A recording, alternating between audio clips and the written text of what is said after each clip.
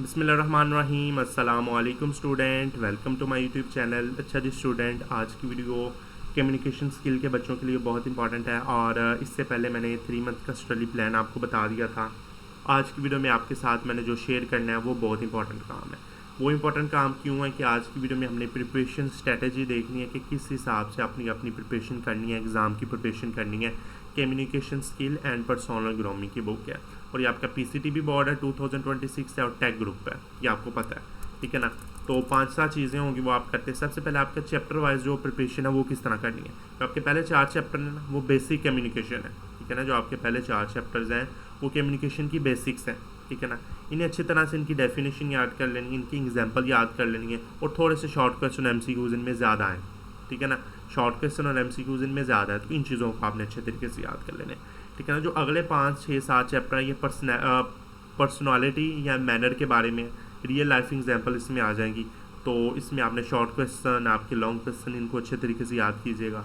और आखिरी 2 चैप्टर होंगे वो आपके डिजिटल कम्युनिकेशन के होंगे, प्रोफेशनल एप्टीट्यूड के होंगे, तो इनकी प्रैक्टिकल एग्जाम्पल आपने अच्छे तरीके से याद कर लेनी। तो ये आपकी चैप्टर वाइज प्रिपरेशन आपने किस तरह करनी है कि इन चैप्टर में ये चीज़ें हैं, तो इन हिसाब से इनको अच्छे तरीके से कीजिएगा कि डेफिनेशन आपने ज़्यादा याद करनी है, कंसेप्चुअल क्वेश्चन आपके ज़्यादा, एक्सरसाइज को आपने ज़्यादा फोकस देना है, ठीक है ना। एक्सरसाइज को आपने क्या करना है, ज़्यादा फोकस देनी है। बात समझ आ गई।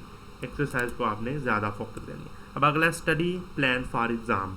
एग्ज़ाम के लिए स्टडी प्लान आपने किस तरह करना है। देखें, रोज़ाना आपने 15 से 20 मिनट आपने MCQs हल करने हैं, ठीक है ना। फिर आपने हर चैप्टर के शॉर्ट क्वेश्चन लिख लिख कर याद करने हैं।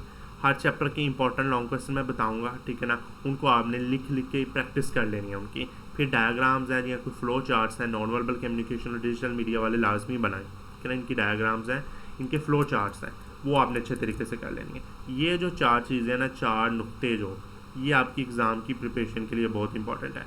इनको अगर आपने अच्छे तरीके से अटैम्प्ट कर लिया तो आपकी एग्ज़ाम की प्रिपरेशन अच्छी हो जाएगी, ठीक है ना। अब आपका तीसरा काम है वीकली रिवीजन। वीकली रिवीजन किस तरह करेंगे आपके, अगर पहले वीक में आपने 3 चैप्टर पढ़ लिए हैं, ठीक है ना, तो आप MCQs की प्रैक्टिस साथ कर लिया करें। फिर अगले चैप्टर में अगले वीक में आपने चौथा 6वां चैप्टर है उसको आपने पढ़ लिया तो 7 शॉर्ट क्वेश्चन की प्रैक्टिस भी कर लिया करें। 7वां 9वां है तो उसकी आप लॉन्ग क्वेश्चन की प्रैक्टिस कर लिया करें। और आखिरी वीक में आप जी 1 मंथ में आप फुल रिवीजन या मॉडल पेपर्स आप देख लें, ठीक है ना। ये आपकी 1 मंथ की रिवीजन मैं बता रहा हूँ, 1 मंथ की रिवीजन। वीकली रिवीजन कहते हैं ना, जैसे 1 मंथ में 4 वीक होते हैं, ठीक है ना, तो ये 1 मंथ की रिवीजन है, ठीक है ना। 1 मंथ में आपने सिलेबस को इस तरह ब्रेक डाउन कर लें, ठीक है ना। बात समझ आ गई। अब उसके बाद देखिए एग्ज़ाम राइटिंग टिप्स। एग्ज़ाम में आपने किस तरह आपने चीज़ों को लिखना है।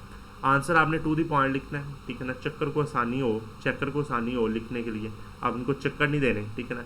डेफिनेशन के साथ एग्जाम्पल ज़रूर लिखनी है। लॉन्ग क्वेश्चन को आपने 4 से 5 पॉइंट्स में कंप्लीट करें, ठीक है ना, यानी 1-1.5 पेज में उसे कंप्लीट करें।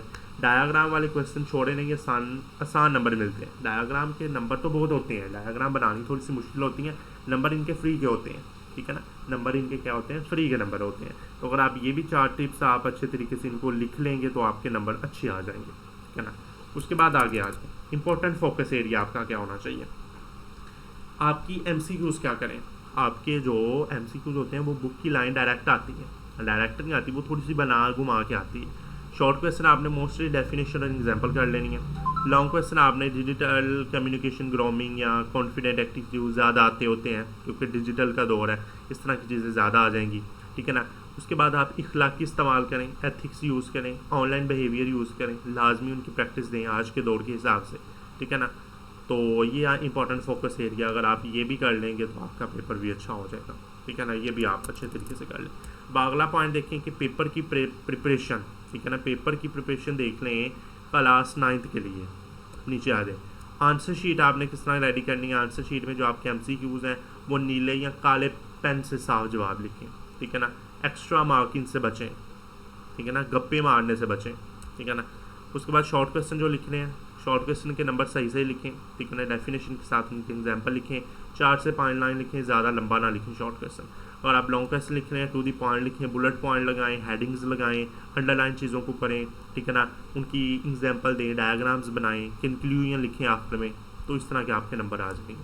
आप टाइम मैनेजमेंट देख लें, 20 मिनट में आप अपने शॉर्ट क्वेश्चन कर लें, ठीक है ना। 20 मिनट में आप अपने शॉर्ट क्वेश्चन कर लें, 40 से 30 आधे घंटे में अपने शॉर्ट क्वेश्चन, और आपके लॉन्ग क्वेश्चन 40 से 50-60 मिनट के आपके लॉन्ग क्वेश्चन होने चाहिए, इसमें आप कर लीजिएगा।